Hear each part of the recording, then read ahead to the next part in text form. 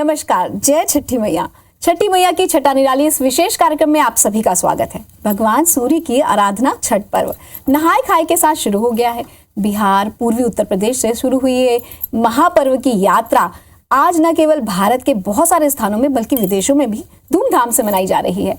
नहाय खाए के अगले दिन व्रतियों द्वारा खरना किया जाता है। खरना के बाद व्रतियों को निर्जला उपवास शुरू करना होता है, जो कि 19 नवंबर की शाम अस्ताचलगामी सूर्य और 20 नवंबर के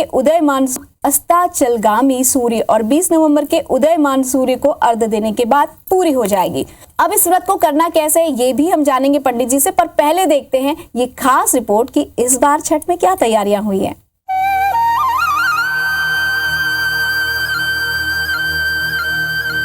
सूर्य रथ पर होके सवार सूर्यदेव आए हैं आपके द्वार, जो है संसार के तारणहार। छठ पर्व का पावन है ये त्योहार। शास्त्रों में माता षष्ठी देवी को भगवान ब्रह्मा की मानस पुत्री माना गया है। इन्हें ही माँ कात्यायनी भी कहा जाता है, जिनकी पूजा नवरात्रि में षष्ठी तिथि के दिन होती है। षष्ठी देवी माँ को ही पूर्वी उत्तर प्रदेश, बिहार और झारखंड में छठी मैया कहते हैं। मान्यता के अनुसार इन्हें सूर्यदेव की बहन भी माना गया है। कार्तिक मास के शुक्ल पक्ष की चतुर्थी तिथि से छठ महापर्व का शुभारंभ होता है। 4 दिनों तक चलने वाले इस पर्व का सनातन धर्म में विशेष महत्व है। इस दिन डूबते हुए सूर्य की पूजा की जाती है और व्रती महिलाएं 36 घंटे का कठिन निर्जल व्रत रखती हैं। मान्यता है कि ये व्रत रखने से संतान को लंबी आयु और उज्जवल भविष्य का आशीर्वाद मिलता है। वहीं परिवार में सुख समृद्धि बनी रहती है। हिंदू धर्म में भगवान सूर्य को प्रत्यक्ष देवता माना गया है, क्योंकि सूर्य की ऊर्जा के कारण ही धरती पर जीवन सुचारू रूप से चल रहा है। लेकिन छठ पर्व में भगवान सूर्य की पूजा क्यों की जाती है, इस प्रश्न का उत्तर महाभारत काल से मिलता है। किंवदंतियों के अनुसार दानवीर कर्ण का जन्म भगवान सूर्यदेव के वरदान के कारण हुआ था। उन्हीं के आशीर्वाद के कारण उन्हें कवच, कुंडल और वीरता का आशीर्वाद मिला। दानवीर कर्ण भगवान सूर्य के परम भक्त थे, इसलिए प्रतिदिन वो लंबे समय तक बिना कुछ खाए पिए और पानी में खड़े रहकर सूर्यदेव की उपासना करते थे। तभी से अर्घ्य देकर इस परंपरा का पालन किया जाता है। इसके साथ ये भी माना जाता है कि जब पांडव अपना राजपाट जुए में हार गए थे, तब द्रौपदी ने छठी मैया की उपासना की थी और छठ व्रत रखा था। छत्तीसगढ़ में भी इस महापर्व को लेकर खासा उत्साह है। छठ पूजा का बाजार गुलजार है और इस वक्त हम गुल बाजार में मौजूद हैं। सीधी तस्वीर आपको दिखाएंगे। आप देखेंगे कि छठ पूजा को लेकर के बहुत सारी सामग्रियां बाजारों में उपलब्ध है। आप देखेंगे कि ये हाथी से बना हुआ दिया है। इस तरह के अलग अलग तरह के डिज़ाइन की जो सामग्रियां हैं वो बाजार में उपलब्ध है। कुछ लोग हमारे साथ हैं जो सामान खरीद रहे हैं, उनसे बात करते हैं। आप बताइए कैसे मना रही है छठ की पूजा? छठ की तैयारी तो स्टार्ट हो चुकी है। छठ की तैयारी शुरू होती है, हमारी खरीदारी भी शुरू हो चुकी है, क्योंकि कल हमारा खाना नहाना चलेगा। इसके बाद परसों खरना है और फिर इसके बाद परसों के अगले सुबह हमें शाम को सूर्य भगवान को अर्घ देना है। इसीलिए अब खरीदारी स्टार्ट हो चुकी है। आप बताइए किस तरह से छठ पूजा मनाएंगे, और सामग्री की बात करें तो कौन कौन सी सामग्री आप खरीदने पहुँचे? देखिए, छठ पूजा हम लोगों का कल सुबह से नहा खाए से चालू होगा और इसीलिए आज हम लोग सबसे पहले हम लोग दिया खरीदते हैं, उसकी कोसी के लिए ढकना खरीदते हैं और सूप और जो छैटी होता है जिसको टोकरी बोलते हैं वो हम लोग खरीदने के लिए आए हैं। उसी में छठी मैया का पूजा होता है। हम लोगों का पूजा कल सुबह से नहा खाए से चालू होगा। 18 तारीख को खरना है। खरना के दिन और 19 तारीख को डूबते हुए सूर्य भगवान को पूजा करेंगे। उत्साह कैसा इस बार त्योहार को लेकर? नहीं, उत्साह तो बहुत है। देखिए, हमारे उत्तर भारतीय समाज का सबसे महापर्व है और ये मेन है कि सूर्य भगवान का पर्व है। ये छठी मैया नाम भले उत्तर भारतीय लोग देते हैं, ये ऐसा पूजा है कि जिसमें भक्त और भगवान आमने सामने पूजा करते हैं और अपनी मनोकामना मांगते हैं। खास तौर पर छठ पूजा को लेकर इस बार उत्तर भारतीय समाज के लोगों में खासा उत्साह नजर आ रहा है। शास्त्रों में माता छठी को सूर्यदेव की बहन के रूप में भी बताया गया है। माना जाता है कि माता छठी की उपासना करने से संतान को लंबी उम्र का आशीर्वाद मिलता है। संतान प्राप्ति के लिए भी माता छठी की उपासना को बहुत कारगर माना गया है। घाटों पर छठ पूजा के लिए स्थान छेकने का कार्य प्रारंभ हो गया है। पर्व को देखते हुए प्रशासन भी अलर्ट मोड में है। छत्तीसगढ़ में लोक आस्था का 4 दिवसीय महापर्व 17 नवंबर से नहाय खाए के साथ शुरू हो चुका है। महापर्व के दूसरे दिन श्रद्धालु दिन भर बिना जल ग्रहण किए उपवास रखने के बाद सूर्यास्त होने पर पूजा करते हैं और इसके बाद एक बार ही दूध और गुड़ से बनी खीर खाते हैं। इसके बाद से उनका करीब 36 घंटे का निर्जला व्रत शुरू हो जाता है। 17 नवंबर से छठ पूजा की शुरुआत होगी और इससे पहले साफ सफाई का दौर भी जारी है। छठ महापर्व की समिति के लोग हमारे साथ मौजूद हैं जो साफ सफाई के लिए यहाँ पर पहुँचे हैं महादेव घाट में, और सीधे उनसे बात करते हैं। भैया बताइए कि किस तरह के आयोजन इस बार होंगे? आयोजन इस बार भव्य होता है, अगले साल के भांति से भी ज़्यादा भव्य आयोजन होगा। और इस आयोजन में हम लोग बाहर के कलाकार भी बुला रहे हैं, जो इलाहाबाद से झांकी कलाकार आएंगे, और लोक गायक जो है बिहार से आ रहे हैं, और यहाँ के छत्तीसगढ़ के लोक गायक दिलीप सांगी जी भी पधारेंगे। आयोजन की भव्यता दर हर साल की भांति हर साल कुछ न कुछ भव्यता बढ़ती ही जा रही है। जिस तरह से छठ में एक चीज़ नहीं है, कई चीज़ों का कॉम्पोनेंट है, कई चीज़ों का मिश्रण है, कई चीज़ों का मिलन है। तो जब इतने सारे चीज़ छठ में है तो आयोजन में भी निश्चित तौर पे उतनी सारी चीज़ों को जोड़ा जाता है, जिसमें सांस्कृतिक कार्यक्रम है, खारून रायपुर की जो एकलौती नदी है इसकी महाआरती है, महाभंडारा है, रात का भंडारा है, लोगों का जमघट है। और लोगों की आने की तो क्या, आप अभी से देख रहे हैं कि हम लोग आज से सफाई अभियान चालू किए हैं, और लोगों की उत्साह देखिए कि आज से ही यहाँ मार्किंग होना चालू हो गया है घाटों पे अपने अपने नाम को लिख के। तो बिल्कुल यहाँ पर छठ पर्व को लेकर के खासी तैयारी की जा रही है। यह महादेव घाट है, यहाँ पर आप देखेंगे कि लोग यहाँ पर अपना नाम भी लिख रहे हैं। और सफाई की बात करें तो यहाँ पर सफाई अभियान की शुरुआत भी आज से हो चुकी है। लोक आस्था के इस महापर्व के तीसरे दिन व्रतधारी अस्ताचलगामी सूर्य को नदी और तालाब में खड़े होकर प्रथम अर्घ्य अर्पित करती हैं। व्रतधारी डूबते हुए सूर्य को फल और कंदमूल से अर्घ्य अर्पित करती हैं। महापर्व के चौथे और अंतिम दिन फिर से नदियों और तालाबों में उद्दीप्तमान सूर्य को दूसरा अर्घ्य देती हैं। भगवान सूर्य को दूसरा अर्घ्य अर्पित करने के बाद ही श्रद्धालुओं का 36 घंटे का निर्जला व्रत समाप्त होता है और वे अन्न ग्रहण करते हैं। परिवार के सुख समृद्धि और कष्टों के निवारण के लिए किए जाने वाले इस व्रत की बहुत मान्यता है। सुप्रिया पांडे, IBC 24। तो क्या इसका विधान है, किस तरह से ये पूजा की जाए, इसी विषय पर बात करने के लिए हमारे साथ हैं ज्योतिषाचार्य PS त्रिपाठी जी। तो पंडित जी, सबसे पहले तो आपका बहुत बहुत स्वागत, नमस्कार। और अब हम ये आपसे जानना चाहते हैं कि इस व्रत का क्या महत्व है और क्यों ये पूजा हमें करनी चाहिए। देखिए, कष्टम कात्यायनी तीजा कहते हैं कि जो छठी की पूजा होती है वो कात्यायनी की पूजा होती है, और कात्यायनी की पूजा हम सबसे पहले बच्चों की तकदीर लिखने के लिए कहते हैं। आपने मतलब छठी मनाते हैं, बच्चा जब जन्म लेता है तो छठी मनाते हैं। तो छठी मनाने में छठी मैया का आवाहन होता है, और छठी मैया से प्रार्थना करते हैं माँ बाप की, भाई मेरे बच्चे की तकदीर अच्छा रखना, स्वास्थ्य अच्छा रखना, ये बच्चा दीर्घायुष हो, सब प्रकार से समृद्ध हो, सब प्रकार से कष्टों से मुक्त हो, ऐसी कामना रखकर हम छठी की पूजा करते हैं। ये वही छठी मैया की पूजा है। हम बच्चों के कल्याण की कामना से छठी की पूजा करते हैं।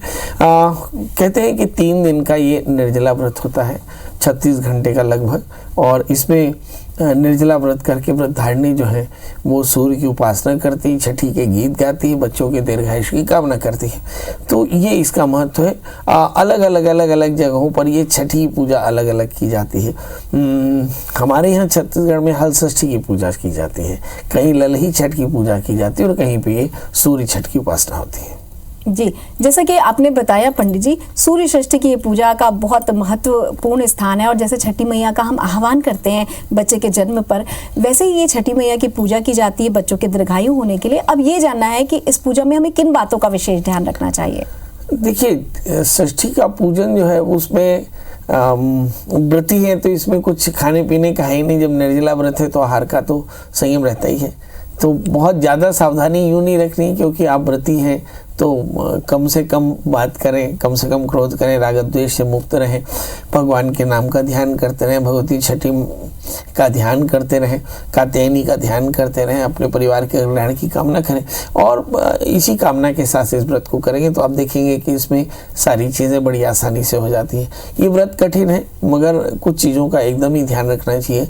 इस व्रत में जो लोग शुगर के मरीज हों या ब्लड प्रेशर के मरीज हों, वो अपनी दवाई लेना बिल्कुल ना भूलें। जी, सूर्य षष्ठी की ये पूजा का महत्व बहुत ज़्यादा है और निश्चित रूप से दीर्घायु के लिए पुत्र की माताएं इस व्रत को रखती हैं। साथ ही नए कपड़े, नए वस्त्र के साथ साथ इस मौसम में जितने भी फल होते हैं उसका भी प्रयोग इसमें किया जाता है। अब ये जानना चाहते हैं कि इस व्रत को उठाने के लिए हमें क्या करना चाहिए? नहीं, इस व्रत को आमतौर पर वृद्धारण्य शादी के तत्काल बाद इस व्रत का करना शुरू कर देते हैं और इस व्रत को करने वाली महिलाएं जो है वो संकल्प लेती हैं कि भाई हम इस व्रत को करेंगे। तो इस व्रत के 4 हिस्से हैं। पहला है नहाए खाए, दूसरा है खरना, तीसरा है अस्ताचल सूर्य को अर्घ देना और चौथा होता है उदयाचल सूर्य को अर्घ देना। ये 4 हिस्से होते हैं। तो पहले दिन हम नहाए खाए करते हैं, यहीं पर नदी के किनारे बैठ करके हम संकल्प लेते हैं कि अपने बच्चों के दीर्घायुष की कामना से हम ये छठ का 4 दिन का पूजन करेंगे, 4 दिन का व्रत करेंगे। ऐसा संकल्प करके वहाँ से ये संकल्प शुरू होता है। इसमें लहसुन और प्याज का वर्जना होती है और इसमें जो सबसे महत्वपूर्ण बात है कि एक भोजन बनाया जाता है जिसमें आमतौर पे कद्दू होता है, चने की दाल, मूली, चावल इत्यादि से भोजन बनाते हैं और उसी का आहार करते हैं। फिर अगले दिन खरना मनाया जाता है जिसमें गुड़ और खीर का प्रसाद बना करके और प्रसाद ग्रहण करने के बाद फिर 36 घंटे का निर्जला व्रत संकल्प किया जाता है। और फिर इस प्रसाद को बनाने के लिए जो सबसे बड़ी बात है, मिट्टी के चूल्हे और आम की लकड़ी का इस्तेमाल होता है। तो ये एक बड़ी महत्वपूर्ण बात है। फिर इसके बाद में जैसे हमने कहा कि संकल्प हो गया खरना के बाद में, तो फिर व्रत शुरू होता है यहाँ से। फिर अगले दिन अस्ताचल सूर्य को और फिर उसके अगले दिन उदयाचल सूर्य को अर्घ दिया जाता है। जी, ये सूर्य को अर्घ देने का भी कुछ विशेष विधान है क्या? देखिए, सूर्य को आरोग्य का देवता माना जाता है। जब आप वेद को पढ़ते हैं तो वेद कहता है कि भाई जो सूर्य की रश्मियां हैं, पहली रश्मियां हैं जो उदयाचल से आती हैं, वो सभी प्रकार के कष्टों से मुक्त कराती हैं। तो इस लिहाज से ये जो व्रत है इसकी खासियत ये है कि पानी में डूब करके भगवान को अर्घ दिया जाता है। करीब करीब आधा शरीर पानी में डूबा रहता है और महिलाएं अर्घ देती हैं। तो कार्तिक के महीने में सूर्य जब आप देखिए कि तुला राशि में अभी प्रवेश किया है, तो मुझे ऐसा लगता है कि ऐसी स्थिति में तुला राशि का सूर्य जो है वो सभी प्रकार के कष्टों की निवृत्ति करता है। तो सभी प्रकार के आरोग्यता की कामना से जल के अंदर डूब करके, मना आधा डूब करके भगवान सूर्य को अर्घ देते हैं और अपने बच्चों के कल्याण की कामना करते हैं। इसी तरह से अगले दिन आधे जल में डूब करके भगवान सूर्य को, उगते सूर्य को अर्घ देते हैं और फिर सूर्य की उपासना करके, सूर्य की पूजा करके और फिर व्रत का पारण करते हैं। जी, सूर्य उपासना का ये पर्व अपने आप में भी बहुत महत्वपूर्ण है। अब आपसे ये भी जानना चाहते हैं कि इस व्रत में हमें क्या नहीं करना चाहिए? मैंने बताया कि इस व्रत में राग द्वेष से मुक्त रहिए। बाकी तो इस व्रत में कुछ करने के लिए बहुत होता नहीं, इसलिए कुछ नहीं करने के लिए भी बहुत कुछ नहीं होता। भगवान के नाम का स्मरण करना है, परिवार के कल्याण की कामना करनी है। सूर्य की उपासना में का आदित्य हृदय स्तोत्र का पाठ कर सकते हैं, सूर्य मंत्र का पाठ कर सकते हो, ओम गणेश सूर्याय नमः। और जीव दया करें, अधिक से अधिक व्रती रहें, क्रोध लोभ राग द्वेष का त्याग करें। क्योंकि क्या होता है, जो व्रती होता है उसके अंदर में बहुत शक्तियाँ होती हैं। इस समय राग द्वेष रखने से, क्रोध करने से शक्तियाँ असल अमल में आ जाती हैं और फिर ये बच्चों का कल्याण दूर हो जाता है। इसलिए कोशिश करें कि इस समय अपने बच्चों पर गुस्सा बिल्कुल न करें, वरना कहीं बच्चे वास्तव में आपके इस अवस्था में क्रोध करने से बच्चों को तकलीफ हो सकती है। जी पंडित जी, आमतौर पर हर कोई तो ये 36 घंटे का व्रत नहीं कर सकता, इसलिए बहुत सारे लोग उस पूजा में शामिल जरूर होते हैं। तो जो ये व्रत नहीं कर सकते, क्या उन्हें करना चाहिए इस पूजा के लिए? देखिए, हमारे यहाँ सूर्य अर्घ की निरंतर परंपरा बनाई गई है, तो इसलिए हमारे यहाँ तो नित्यचर्या में सूर्य को अर्घ देना है, आदित्य हृदय स्तोत्र का पाठ करना है, भगवान सूर्य की उपासना के लिए गायत्री मंत्र का जाप करना है। तो ये सब हम लोग करते ही हैं। तो यदि इतना भी करते रहें तो भी आपको सूर्य उपासन की कृपा मिल जाएगी, सूर्य की कृपा मिल जाएगी और बच्चे दीर्घायुष हो जाएंगे। छठ मैया की उपासना हम कैसे करें? अब पंडित जी से ये जान लेते हैं कि जिनके बच्चे बाहर रहने चले गए हैं या नहीं पहुंच पाए हैं व्रत में, उन्हें घाट तक जाने में कोई असुविधा है, तो ऐसे व्रतधारी को क्या करना चाहिए?